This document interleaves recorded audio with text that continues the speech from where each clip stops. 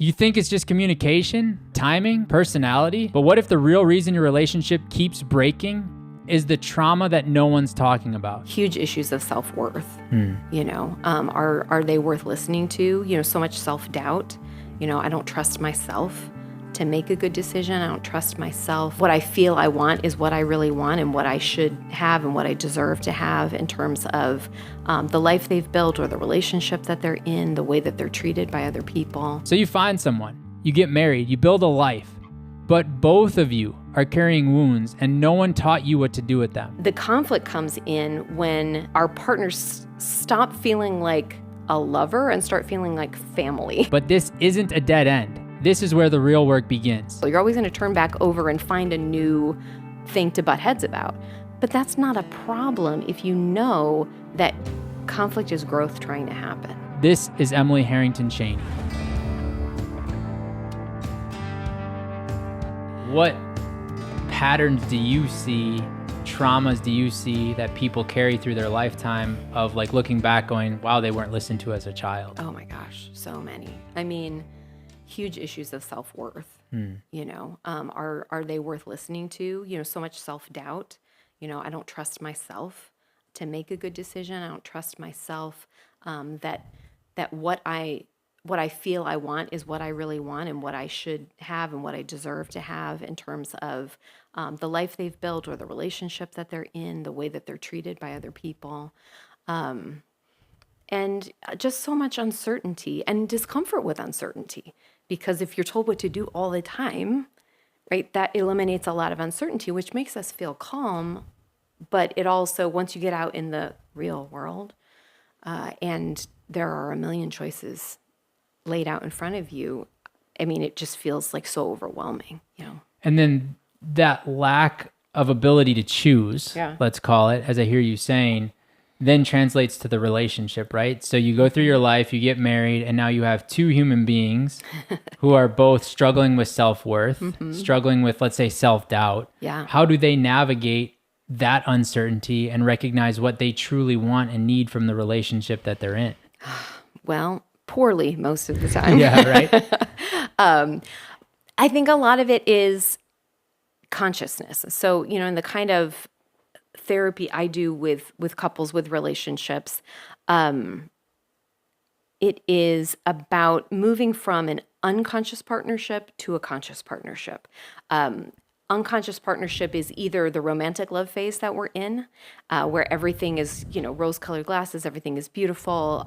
You only see the good side of your partner, and everything just feels right.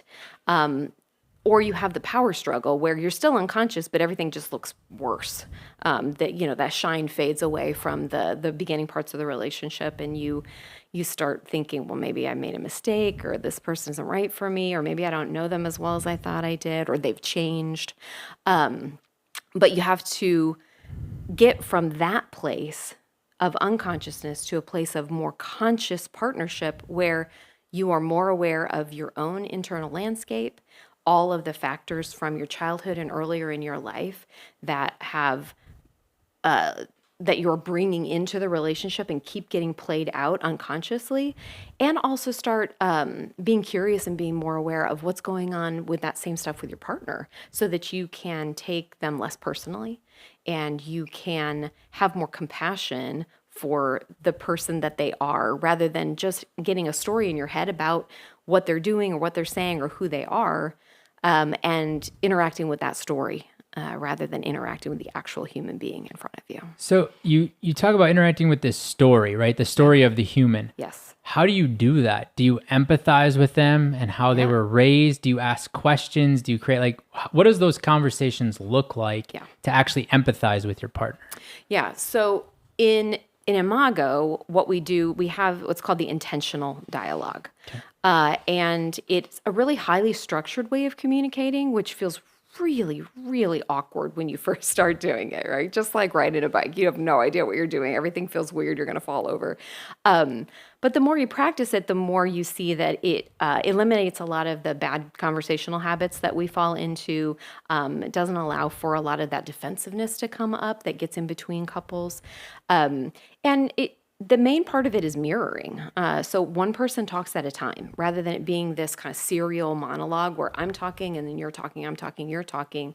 I would be talking to you and you'd be mirroring back what you heard, so that we're not getting into miscommunications. We're staying on one topic. And I have a chance to clarify and add things to what I want to say, because I'm also hearing it back and I'm getting a sense that you're really hearing me. Because if you didn't really hear me, you wouldn't be able to mirror back what I'm saying to you. And then once I've said everything that I need to say, coming from a place of understanding of myself, right? It's not a bunch of just blame. I'm not going to ask you to mirror back like a whole bunch of complaints. But saying this is the story I'm telling myself. These are the feelings that come up. Here's how I react when I feel that way. This is what it brings up from my childhood, making all of those connections. And then once I get through that, then you have an opportunity to validate me, right? What makes sense about what you're saying to me, knowing you as I do is, and to offer some empathy. I imagine when I do this, you feel angry, you feel alone, you feel frustrated. Is that how you're feeling? And so I have an opportunity to say what I need to say and be heard. You have an opportunity to hold me in my story.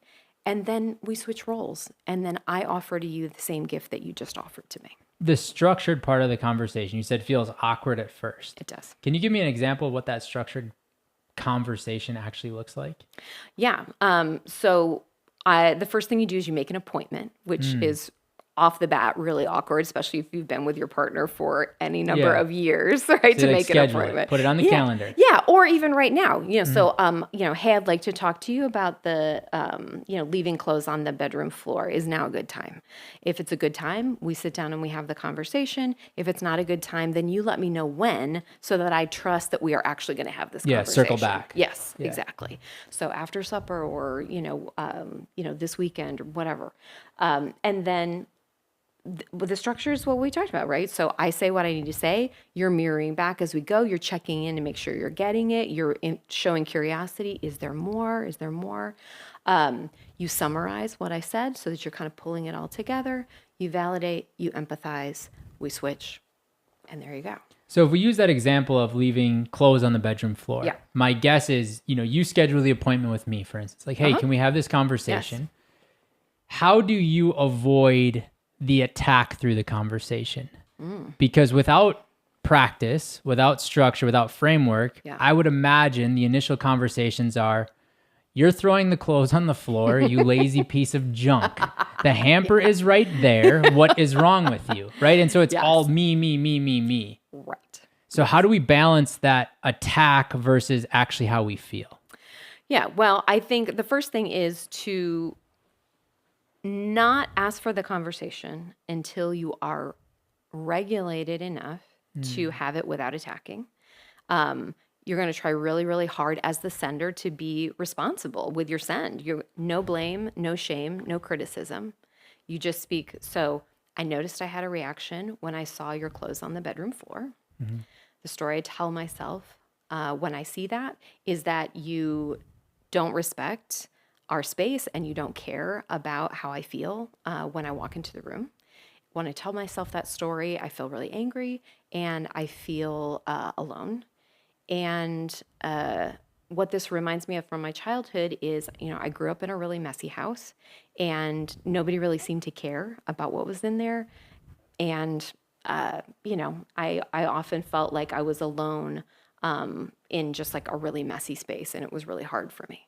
Right. And as we're going, you're mirroring back. And so you're trying the best you can to just speak from your own experience. Just let them know, this is my side of things. This is how I see it. This is why it affects me. This is what it brings up for me. It is not easy. I was going to say, because me as the receiver, like I was thinking through how would I mirror this conversation? The first thing that went to my mind was justification. I threw the clothes on the floor because the kids were going nuts and I didn't want the macaroni to boil over on the oven, and I was going to come back and fix it later. Yes. And like that's me defending my position. Right. So then as the receiver of that message, how do you coach people to stay present with the discussion, present with the conversations, empathize with the sender, as you referred to it, Right. and not justify the action? Absolutely. So we coach the receiver, like all you have to do is mirror. Literally the only thing you have to do right now is mirror back what you're hearing. You don't have to agree. Yep. You don't have to like it, right? You are going to have a reaction to it, and that's okay. What I need you to do is I need you to put it in the parking lot for right now. Not because it's not important, not because it's not valid. It's just not your turn, right? You will get your turn afterwards. And when we switch, that's when you have the opportunity. Okay, so my experience of the socks on the floor, right, or the clothes on the floor is that, I was in the middle of this, it makes sense that you would be upset, but, you just go through your side of it. Right. And there's so much value in slowing the conversation down by doing the one-way send and doing the mirroring that the conversation itself can be regulating.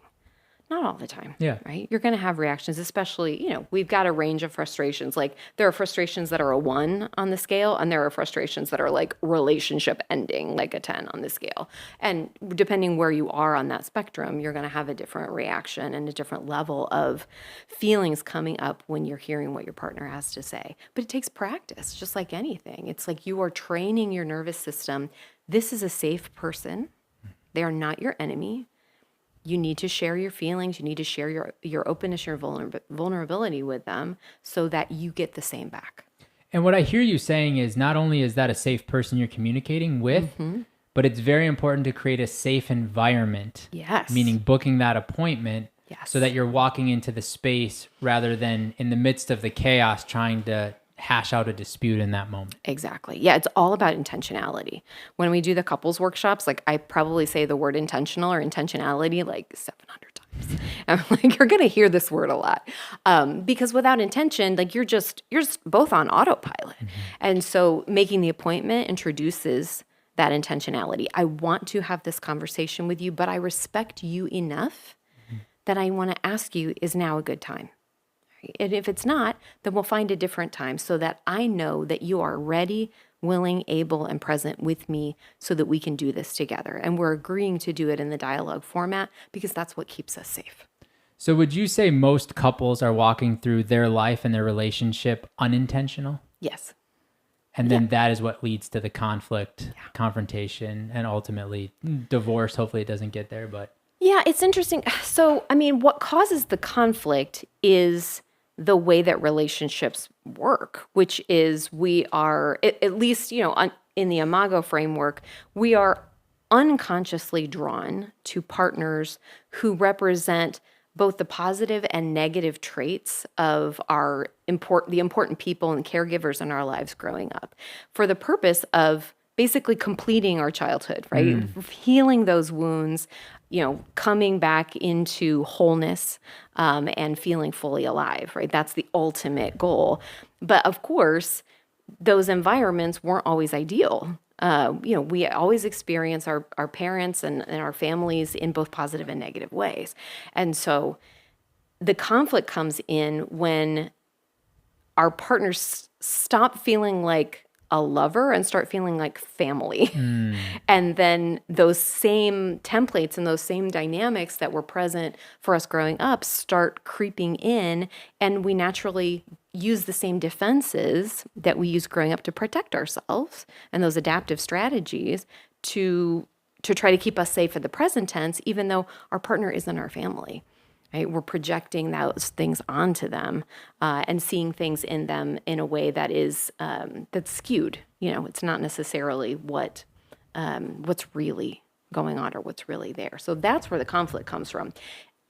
But if you don't deal with the conflict with intentionality, that's where you start diverging and you're getting off and getting disconnected, which feels terrible, of course. Yeah, but so conflict is naturally going to arise in relationship. It's even in your relationship, right? You guys are both deep in the work. You're doing the work. Conflict is going to arise. Yes. But you guys have made a commitment to each other that in this house, we will approach conflict intentionally. Correct. Absolutely. How do you then parlay that to your children? Ooh, that's really good. I have dialogued with my kiddos. So when Steve and I first got into Imago, we were like, oh, this is amazing. This is awesome. We're going to use it with the kids. We tried to use it with the kids, and they sniffed that out a mile away. They were like, don't use that on me. I don't want that. Yeah. We are not mirroring. We're not doing it. But there are times when it has been really, really valuable. There was one time I remember where my son was really upset. He was just beside himself, and he was so angry. And I thought, I'm going to try it. And all I did was just mirror what he said. And I thought, he's going to sniff this out. Like, this is going to make him even angrier, But I'm like, this is what I'm hearing. Am I getting you? Is there any more? What else is there? And he just kept telling me, and he got calmer and calmer and calmer. And I was like, oh my God, like this actually works, which I knew it did. I'd seen it work before, but to have it work with a kiddo who was just like absolutely totally dysregulated was pretty amazing. And we've used it recently too, where kids are teenagers now.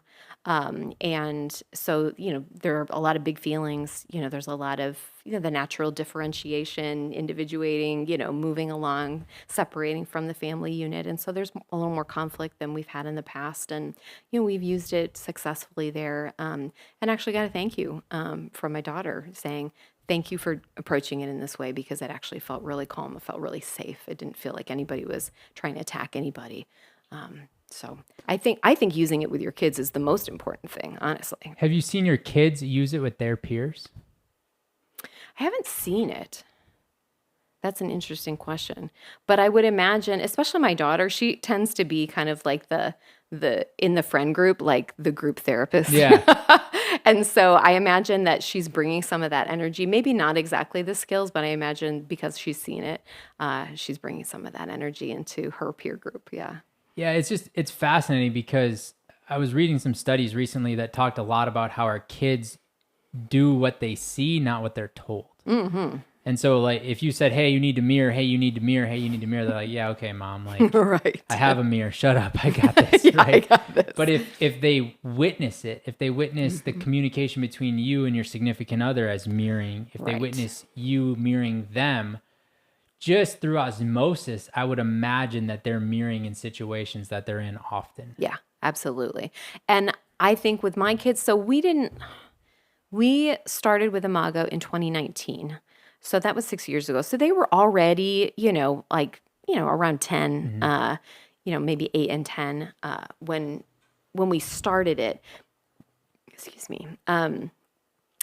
But my mentor, Michelle, she and her husband started their Imago journey years and years ago when their son was small. Wow. And so he from a very young age was exposed to Imago and mirroring and all of this stuff. And I have seen him use it, and I've heard him say, why don't other people do this? And he's, she's told stories about him mirroring his friends and things like that. So I imagine that if my kiddos had been exposed to it more when they were in an earlier developmental stage, we'd probably see it more in them today.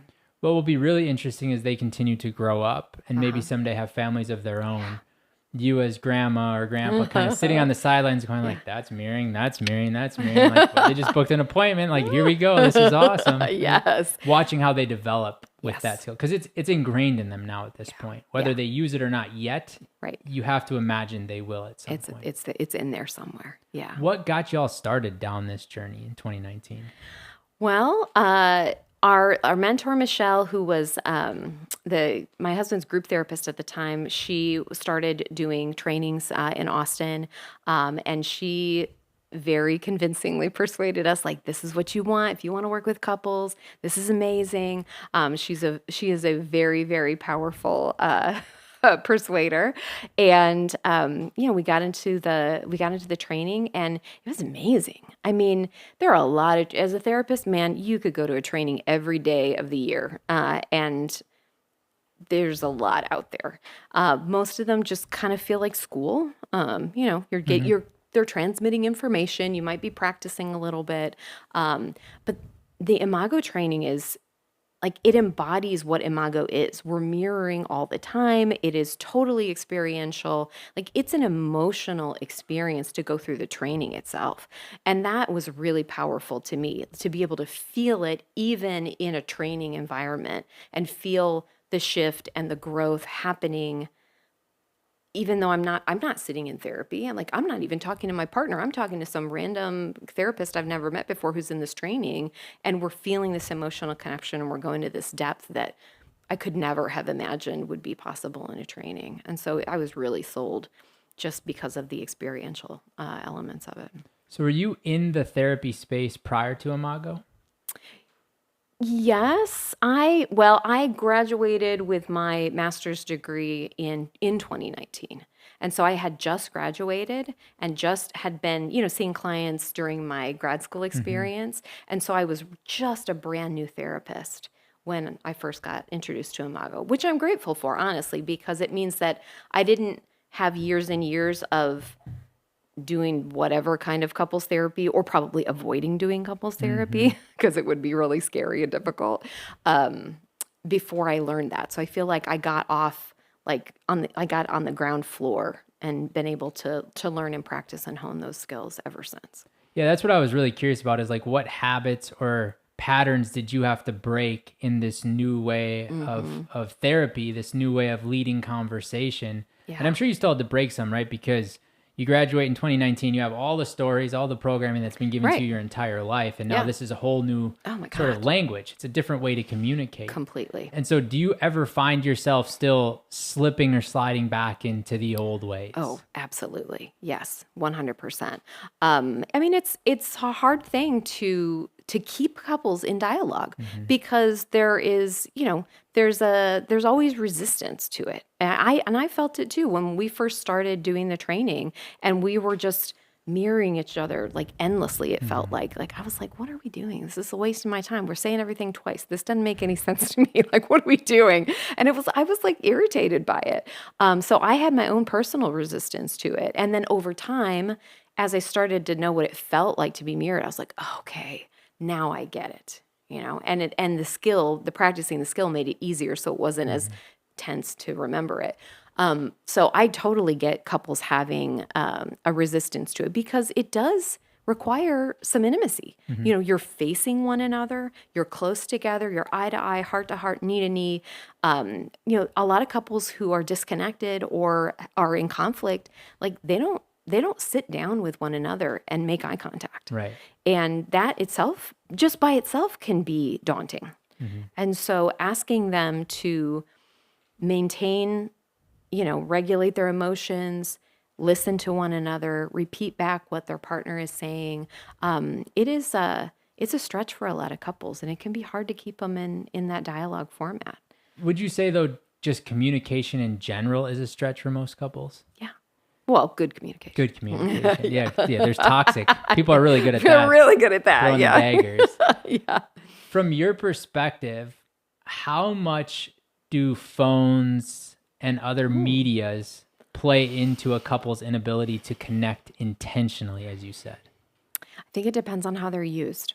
One of the ideas in Imago is that we all have relationship exits. Not literal exits like leaving the relationship, but things that we do consciously or semi-unconsciously that take us away from our partner, that like kind of avoid, like, oh, I don't want to, like, I don't want to go and sit on the couch with them because we're not going to be able to agree on what to watch, and so I'm going to go into my office and play on my computer instead, and so these little mini exits happen all the time, and you have to be really careful because they drain away energy from the space between us in our relationship. And our phones and our devices are almost irresistible in terms of pulling us away from the present moment. There's always something that you could be looking at, engaging with, playing on a phone or device. And, the world is always calling you. You get a text, you're getting emails, the work is there, you get a notification from XYZ. I mean, it's so easy to be pulled away. And it seems like rational, like, oh, well, it's just 1 minute. my sister's texting. But, it was never, I mean, if you think even 20 years ago, it wasn't that way. Like we were here together with one another, and sister would have to call on the phone in order to get a hold of you. So do you think phones have created more conflict in relationship? I doubt they've created more. I think it's just a different way to have conflict. They've just given us more creative and variety in ways to avoid connecting and being intimate with one another. And then how many times do you see people try to solve the conflict through the phone? In other ways, like, I'm carrying this frustration I had from yesterday, clothes on the floor, back to your earlier example, but I didn't have the courage or the confidence or the desire to confront you in the moment. Yep. And so I'm going to wait till I go to work tomorrow, and then I'm going to be a little keyboard gangster, and I'm going to bang away on my phone and say, like, why did you leave your clothes on the damn floor? Yeah, yeah. Do you see that happening? I mean, absolutely, I see it happening, for sure. I think that happens, and I think also since we have other people at our disposal so quickly, there are other, like, rather than bringing it to our partner directly, you're texting your best friend and being like, oh my God, I cannot believe, like, look at this, you're snapping a picture and like sending it off, like, and you're taking it out of the relationship to get the validation rather than saying, hey, this is important to me. I'd like to talk about it, because there's a lot more risk involved. I mean, I get it. There's a risk of conflict here. If it's not going to be resolved, it might make it worse. There's a lot of reasons not to engage with your partner about things that you're frustrated about. But there's also a lot of reasons to actually get in there and do the work. So you take it out of a safe space, right? You send that screenshot or that text message to your friend saying, look at this jerk, he left his dirty clothes here, right? Yeah. So you've now taken your safe space and taken it outside or externally seeking validation. Right. But one of the things that I've read about Imago is validating your partner is one of the most important pieces. It is. And so how do you make sure you're validating your partner such that they don't have to go outside of the safe space to seek validation? Because what I heard you saying there was, I'm not getting the validation from the conversation, so I'm going to go get validation from my sister or my brother or my friend. Absolutely. Well, I think that you have to be able to step into your partner's world, which is a really hard thing to do because it feels kind of threatening if you're not used to it. Like, it's one thing we want to do in Imago is move from what we call the individual paradigm to the relational paradigm. Individual paradigm is like whatever problem is happening is like inside each person. And if you can just fix it in yourself, then like that's problems go away. But in Imago, we believe that everybody makes sense and the problem and its solution is in the space between the two people that are part of whatever conflict it is, whether it's romantic partners or otherwise. And so, oh my God, I lost my train of thought. It's okay. What was your question? Basically, how do you see that partners seek validation outside of the relationship rather than inside? Because one of the most important pieces of Imago, at least from my studying, is validating your partner is very important. Empathizing and validating. Yeah. And so when you gave that example of, hey, the clothes are on the floor, I'm going to send a text to my friend.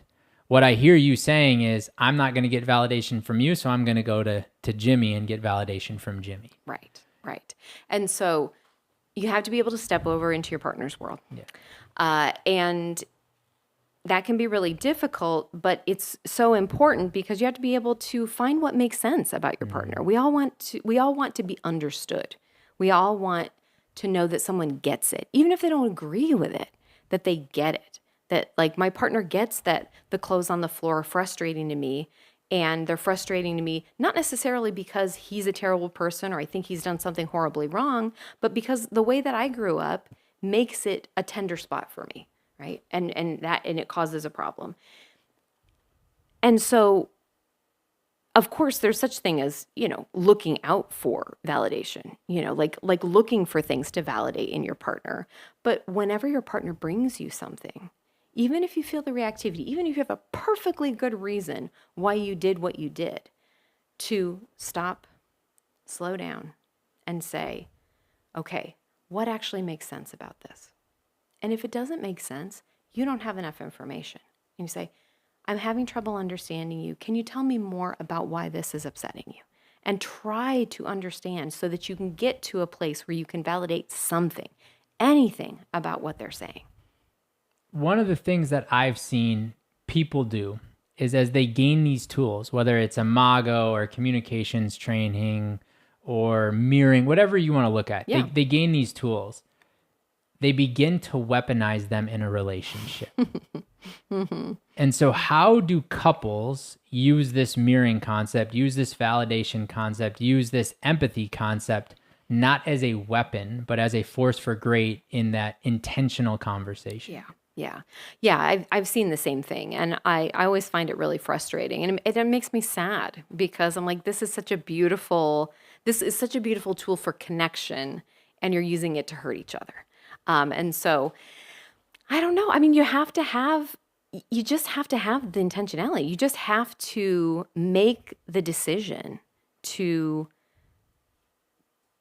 connect with your partner and try to be kind and compassionate and caring rather than combative, rather than trying to win. When you're trying to win, you're trying to figure out who's right and who's wrong, you're in the individual paradigm. And you have to bring it on the relational side and be like, I make sense, you make sense. Let's figure out what makes sense here so that we can actually make change here so that, this is a win-win rather than a win-lose. Because in a relationship, if one person is winning, the other person is losing. And everybody loses when you're in a partnership and one person loses. You want it to be a win-win of some sort.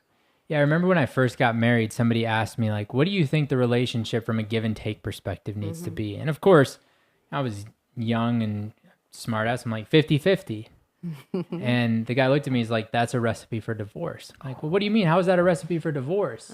I get 50, she get that sounds pretty logical. He's like, the relationship must be 100-0 at all times. Like, you are all in for your partner. Yeah.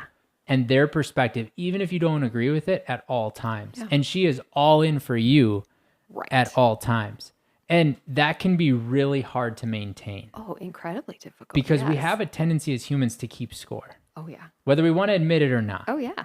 So as you watch couples go through this work, how often does the work lead to the transformation that they're seeking in the relationship? And how often does the work lead to the departure from the relationship because there's recognition of like, this isn't a good match? Well, it's hard for me to give you any sort of numbers on that. But I will say what I think it depends on most is, are you actually doing it? What I see a lot is I see couples that'll come in for couples work, but the only time they're using the dialogue is that 50 minutes when they come and see me. And, I used to be a Spanish teacher. And if the only time you are speaking Spanish is when you are in Spanish class with me, you are not learning any Spanish. And so that's what I liken it to. Nada. Ni una palabra de español. And so I think that if you are doing the work, you are going to see the results, because this is designed to create safety. That safety allows for connection and vulnerability. And that is what you need in order to be able to get from this power struggle to this mature, conscious connection that feels a lot like the romantic love phase, right? Because you start feeling excited again. You start feeling in love again. And, it's always going to turn back over. It's a spiral. You're always going to turn back over and find a new thing to butt heads about. But that's not a problem if you know that conflict is growth trying to happen. Right. Conflict is growth trying to happen. Yes. So embrace the conflict intentionally. Yes, absolutely. It's trying to teach you something. One partner's growth is the other partner's healing, right? So when I'm growing, I'm stretching toward you. I'm moving outside my comfort zone. I'm doing something I wouldn't maybe normally do. I'm embracing a part of myself, stepping into a part of myself that I've put away. And that is growth for me. And that heals a part of you that needs it, that where no one stretched for you when you were growing up. Wow. And then as I then stretch in return, you're healing at the same time. Exactly. When does the work stop? Oh, never. No, sorry. So even as, I wish I could say it stops, but no, it doesn't. Even stop. as two experts, both trained, you and your husband in Yeah. Imago. Yeah. Practicing it constantly, training on it constantly, you're still evolving and growing through it. Absolutely. Oh, 100%. Because if we stopped having conflict, then we wouldn't be growing. You know, I mean, and not that I don't want growth for growth's sake, right? I mean, you know, I get it that like there are times when you're just settled, right? And then there are times of growth. But there's still plenty to heal. There's still plenty of room for me to grow. You know, I still need to grow in sharing my feelings with him, right? That is something that I put away when I was younger because I learned that it was not helpful for me growing up, right? I got a lot of negative feedback when I expressed a negative emotion. And so I said, oh, that's not a valid strategy. That's not safe. That is not welcome. I'm not going to be accepted and loved if I do that. But for him, when I don't tell him how I'm feeling, it triggers a whole bunch of stuff from his childhood. And so my stretch is to share what I'm feeling, give him a window into my thought process, my anxiety, my fear, my sadness, my hurt, my anger. And that heals the part of him that gets so anxious and upset when he knows something's wrong, but I'm not telling him. So you basically took your desire or ability to share how you were feeling and put it in a box. Oh, yeah. Put a bunch of locks on that box. So many locks. Refused to open it for a very long time. Soldered shut. Still sometimes refused to open it. Yes. And he too has his things that he's put in a box and keeps shut. Yes. But through all the work you've done, can you identify any patterns of things that you can see most people or most couples have inside of the box that they're unwilling to touch and access?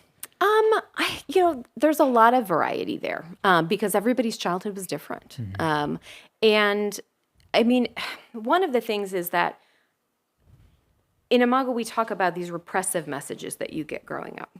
And they fall in 5 different categories. And these are all the functions of being a human being, right? Thinking, feeling, acting, sensing, and just being. And we all get these messages. Some of them can be explicit, but most of them are just kind of like undercurrents. And we learn how to be in the world in a safe way and belong based on these messages, right? So what to wear, what to say, how loud to be, which parts of your body to move at what times, all of these different messages. And we tend to put certain ones away that either get punished or don't get praised. And we work on the ones that get us love and attention and don't get us punished. And our partners often have access to the parts that we don't have access to. And when we first meet them, we're like, oh my gosh, this person is so amazing. Like you see all of the things that you want for yourself, but you don't have access to. And you're like, oh, it's so juicy. It's so delicious. Like, oh my gosh, you admire them so much. And then once you switch over into the power struggle, those things that looked so great start to ping on these rules that we have. Like, this isn't allowed. You're not allowed to do that. Like, that's dangerous. That's not cool. You're going to get punished. You're going to get in trouble. And they start pissing us off. And so we try to kind of impose our internal structure of rules on them and make them be in compliance with our internal rules and back in the opposite direction. Rather than being willing to flex our internal rules. Exactly. And explore why do we even have those internal rules. Yeah, because most people don't even know they have the internal rules. So that's part of the work in Imago is to uncover what are these repressive messages that I got and what's the effect? Like how am I bringing this into the relationship now? And how can I recognize that and work on it? What if I told you that the biggest breakthrough in your wealth, your health, or your relationships doesn't come from grinding harder, but from finding the right community? Gobundance is a community of over 800 high performers, entrepreneurs, and investors with a combined net worth of over $5.7 billion. But look, it's not just about the money. We're about building lives of abundance. Inside of Gobundance, we hold each other to a higher standard. It's a brotherhood built around 6 core pillars that touch on every aspect of life. So what does that actually look like? Look at guys like Diego Corzo, who after joining Gobundance, became financially free, built a large real estate portfolio, gave a TEDx talk, and even got invited to the White House. Or John Edwin, who doubled his passive income while also helping his son launch a business at the age of 15. Even Daniel Del Real, who thought he was at Gobundance for business growth, but realized he needed to transform his health. 8 Ironmans later, he's a completely different man. This tribe is built for men who've already found success, but know there's another level. For our families, our health, our purpose, and our legacy. If you're ready for a tribe that challenges you to achieve a higher standard for yourself, visit gobundance.com/tribe. That's GOBUNDANCE.com/TRIBE to apply today. This episode is brought to you by Loletta Birnbaum LLC, doing business justice. If you're a business owner, entrepreneur, real estate investor, or a combination of each, you know how critical it is to have trusted legal advisors on your team. Loletta Birnbaum has built a stellar reputation providing exceptional legal services that make a difference. As a national business law firm, Loletta Birnbaum provides a wide variety of legal services, including general corporate, contract negotiations, mergers and acquisitions, succession planning, intellectual property, commercial litigation, shareholder disputes, real estate, and employment. Whether you're navigating a complex business deal, resolving disputes, or protecting your brand, their team delivers practical, results-driven legal solutions tailored to your goals. For inquiries, Gobundance members should email Loletta Birnbaum at gobundance@loletta.com. That's LAULETTA.com. You can also visit their website at www.lauletta.com to learn more about how they can do your business justice. This episode is brought to you by Apex Functional Health, the team behind age-defying health at Gobundance. If you're a high-achieving entrepreneur, investor, or leader, you know that your health is your greatest asset. But the truth is, traditional medicine isn't built for people like you. It treats symptoms, ignores root causes, and keeps you stuck in cycles of fatigue, stress, and subpar performance. That's where Apex comes in. They do not do Band-Aids. They engineer elite health transformations for men, women, and children looking to optimize their health and be proactive instead of reactive. Apex uses root cause functional medicine, advanced lab testing, and cutting-edge biohacking tools to help you optimize energy, eliminate the root cause holding you back, and reverse early signs of aging so you can live, feel, and perform at your best. Apex helps you take control of your health so you can lead with power, not burnout. Visit apexfunctionalhealth.com to schedule your free strategy call and see what's possible when your body finally works for you, not against you. What's slowing your business down? Is it endless emails, scheduling headaches, repetitive tasks that steal your time? My Outdesk has your solution. Their experienced global virtual assistants handle the busy work so you can focus on strategy, growth, and whatever matters to you most.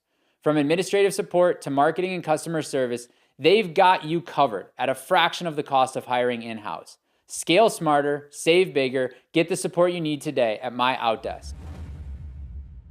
The team and I were literally talking today about just traumas and the stories we give our kids and the stories we have from ourselves. And one of the things I recognized that a story I was given, and I don't know where it came from yet, I literally just became aware of this today, is that crying is bad. Oh, yeah.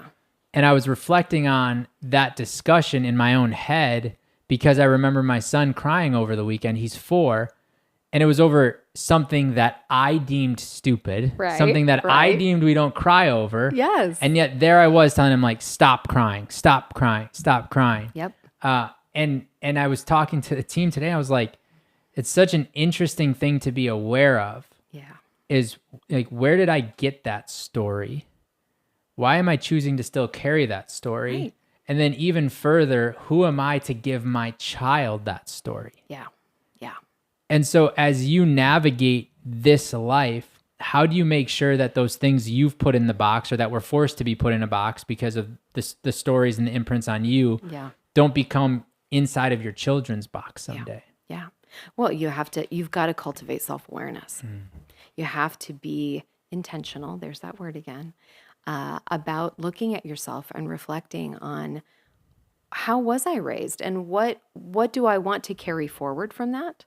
And what do I want to leave behind? What needs to be left in the past? You know, do I want my son to have the same feeling, belief, rule inside of him that I have inside of me? Is that something that I want to pass along? It's like DNA that you get to choose, you know, but you only get to choose it if you are aware of it. If you're not aware, then all of this stuff rolls unconsciously.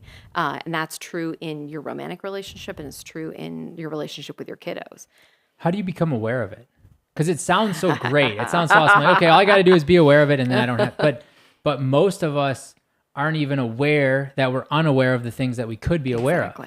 Exactly. So is that through self-reflection? Is that through coaches? Is that through books? Is journaling? Like, where do you start? All of the above. Anything that works for you works. I don't care what it looks like. You can go to therapy if you want to go. You can go to a retreat somewhere. You can read Eckhart Tolle. You can, I don't know. I mean, you can journal, literally anything. I do not care what you do, but start taking a look at yourself so that you are, so that you're aware of what you're bringing into the world and into your relationships. Like it cannot do anything but good. While you're doing this work with Imago, I'm sure you're still looking at the parallels in other therapy practices or other therapy means. Yeah. From your perspective, is therapy used as a Band-Aid and not as a cure? You know, said differently, like, do people lean on therapy and do therapists lean on dependence rather than trying to empower so that you can then go create the change yourself? Yes, is the answer to your question. Like all of the above. Therapy, just like any tool, can be used in any number of ways. It can be used in an emotionally honest way where you're really trying to learn more about yourself and bring more emotional authenticity, honesty, and self-understanding. Or it can be used to say, well, I'm going to therapy to make yourself look like you're a cool guy. I don't know. So, I mean, it is all about the energy that you are bringing to it. And of course there are as many different kinds of therapists as there are therapists. We all are humans too. We all have our own baggage. We bring it in. I think that, the best therapists are doing a lot of their own work. They're working earnestly on themselves to try to understand themselves better so they understand what they're bringing into the therapy room and trying to keep that as clean as possible. But we're all just human beings. And so, some people might have an unconscious need to keep their clients dependent on them, right, and sustain themselves in that way.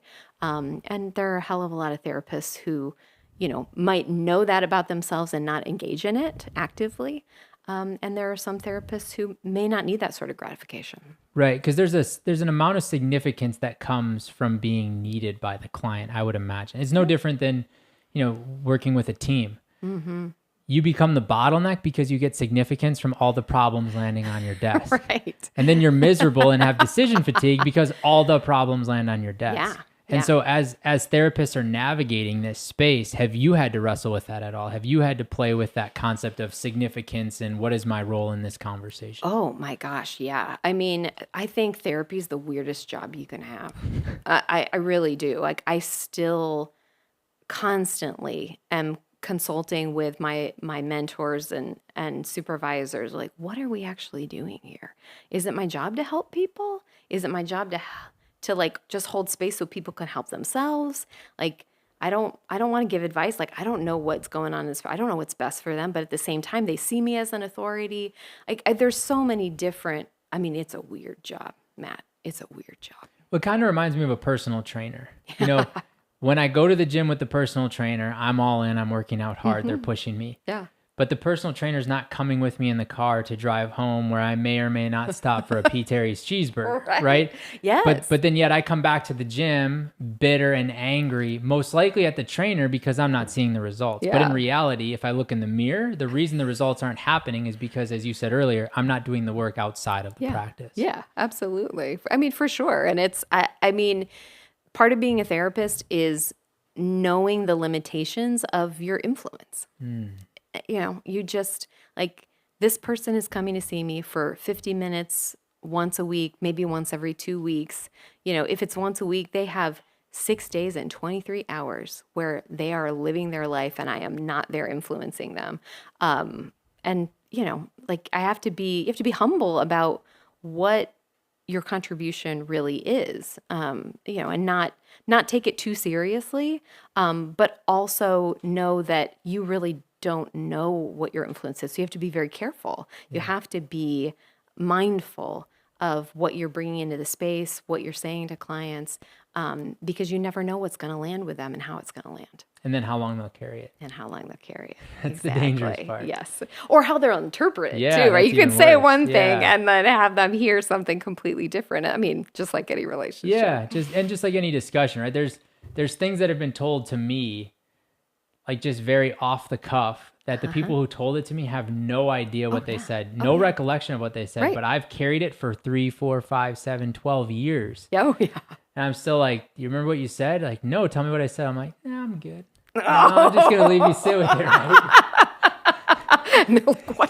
What did I say? Was it good? Was it bad? Yeah. But at the end of the day, it is then mine to choose how to apply my interpretation. There you go. And so I don't think it matters what they truly said. Mm-hmm. I think what matters is what they said, how it impacted me, and how I use that to make choices moving forward. That's true. Exactly. I would totally agree.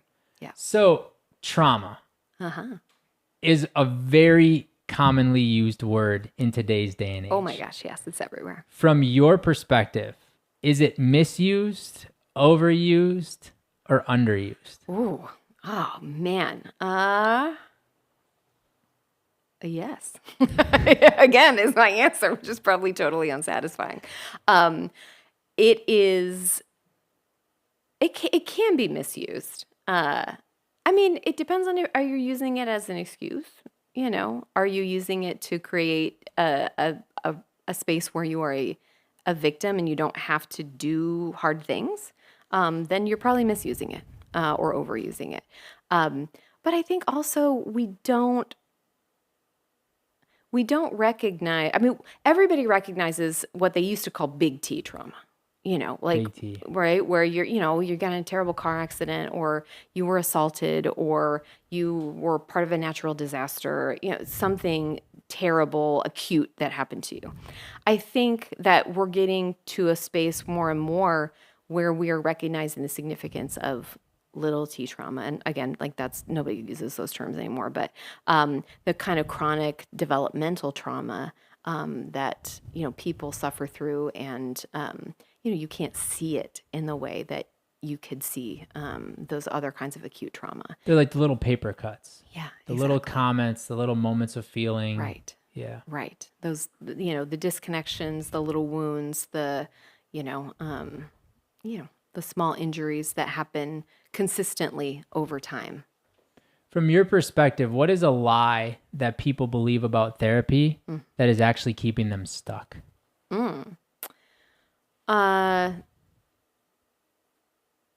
Wow, there's probably a lot. Let me think about that one for a second. A lie about therapy that keeps people stuck. Well, probably just that that therapy alone is going to do it. I think that there are so many different paths to healing. And therapy is one of them. And of course, I think it's valuable because it's my bread and butter. It's what I do. But what about your body, right? What about doing body work, getting massages, doing yoga? What about meditation and mindfulness? What about the basics of Maslow's hierarchy, right? Getting enough sleep, getting enough water, enough food, enough exercise and movement and sunshine, like the basic human elements. Like there's so many different things out there that that can help people feel better, do better, move toward wholeness. And therapy is one path to that. It's not the only path to that.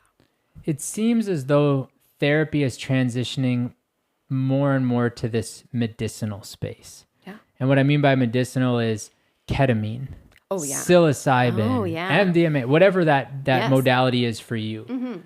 In your experience and from your perspective, are those medicines helpful or hurtful in the overall healing journey? I think actually they can be really helpful. It depends on the person and how they're using it, right? If you're using it to bypass everything and just not feel anything and not process anything, it's only going to have a limited, efficacy. But I think there are a lot of people out there where it really helps deepen the work. It helps them get to a space that they've tried to get to in therapy, but just haven't been able to get to. And so I'm all for innovation in that area. If it works for you, it works. As long as you're being responsible about it and if you're being honest about it, rather than just like, I'm going to use this as a way to get some psilocybin, It goes back to your whole concept around intentionality, right? Yeah. Like if you're intentional about using those things to unlock parts of you that you're unwilling to access consciously, right, then it's powerful. Yes. But if you're unintentional or you're intentionally using it for recreational purposes, then it's probably going to be hurtful. Yeah. Right. Or just not helpful. Or just not Maybe helpful. It won't be hurtful, maybe it's not going to be lasting, or it's not going to get you the results that you were hoping for. So let's say somebody listening to this conversation is feeling the same way I'm feeling right now, which is, oh shit, I got a lot of work to do. Yeah. I probably should start to lean into this Imago thing. I've practiced the term called rasa a lot, which is receive, appreciate, summarize, and ask. Very similar to the mirroring, very similar to the validating. I like it. And I'm still an amateur, and I'm still a rookie, and I'm still a human with all my faults, all my flaws, and some little bit of good things. Where do I get started going down this Imago journey? Oh, there's a lot of paths. The simplest thing to do, of course, would be to read Getting the Love You Want, right? That's the Imago Bible, as it were, written by Harville Hendricks and his wife, Helen LaKelly Hunt. They actually have a lot of books out there. Getting the Love You Want is the one that is specific for couples and romantic relationships. They also have Keeping the Love You Find, which is more for people, like just individuals. There's a parenting book. There's books just about how to have conversations with people, with anybody, using the skills of Imago that they've, tried and true over the years. There's Imago therapy, right? You can find a trained Imago therapist and work with them and have them teach you the skills, mediate the discussion so that you know what you're doing and where do I go next. There are workshops. There's Getting the Love You Want workshops. There are Keeping the Love You Find work. There's parenting workshops, so you can learn the skills in different contexts. I just did a keeping workshop with my mentor, Michelle Bowles, and man, I really love that one because you don't have to be in a relationship in order to get the benefits, although anybody who's in a couple could get benefit from it too. But you're really digging in and doing some really deep work into those repressive messages, a lot of digging into childhood stuff, seeing what your patterns of reactivity are, saying goodbye to them, looking at old relationships and, what those meant and what happened in them, knowing and learning more about your patterns and how you want to move forward with whatever relationship you're in or whatever relationship you want to get into. There, you could do a book group, reading it with couples. I ran a book group with a bunch of couples who were friends, and they read it all together, and we all, worked together on kind of getting through the material and understanding it, or just start mirroring your partner, right? It's just as simple as that. When they say something and you notice yourself getting a little frustrated, say, okay, so what I heard you say is... And just do it. Yeah. One of the things when I was practicing that rasa technique, I found that in my relationship, it felt like clunky and awkward. Yeah.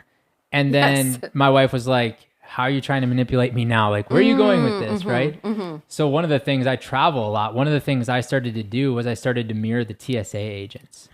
Because I was like, this is the safest environment because I will probably never see this human again. Yeah. And even if I do, they will never remember me.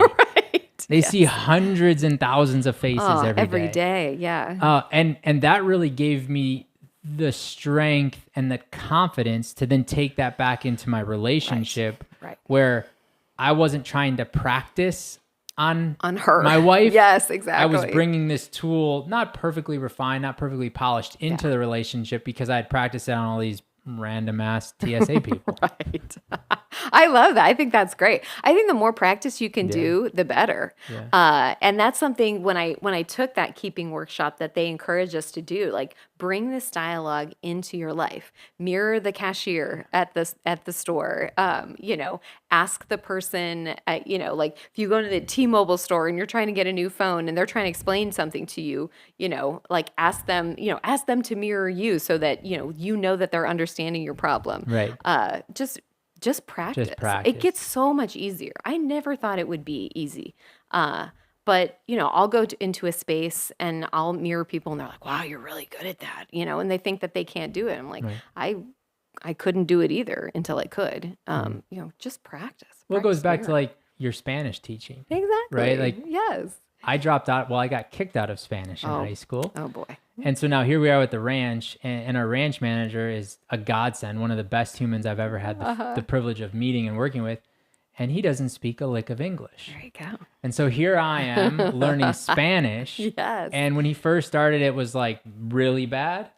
And now it's just pretty bad because I'm practicing and I'm practicing and I'm practicing and I'm thinking about, okay, that means seed, that means grass, that means hay, that means front, that means back, up, down, left, right. And so I'm practicing it. And so mirroring what I hear you saying is the exact same. Yes. Yeah.